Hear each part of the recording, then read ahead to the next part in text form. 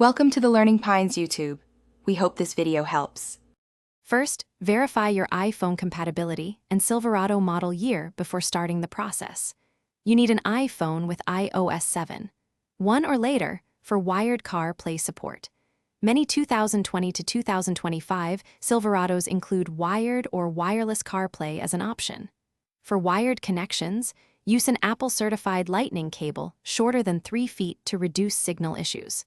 For wireless CarPlay, ensure your iPhone has Bluetooth and Wi-Fi turned on.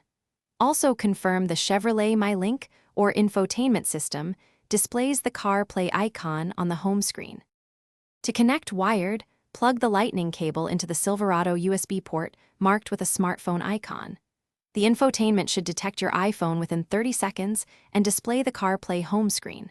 For wireless CarPlay, start by pairing your phone via Bluetooth in the vehicle settings pane. Accept the CarPlay prompt on the iPhone when it appears on screen to complete the wireless setup.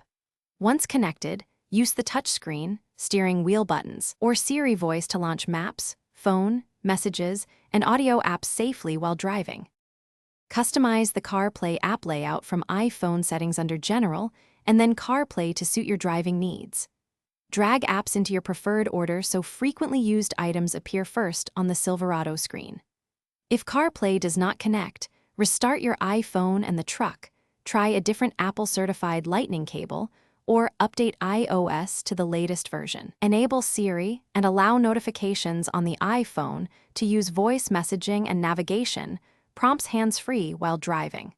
For persistent issues, consult your dealer for infotainment system firmware updates. Thanks for watching. Consider subscribing if we helped you.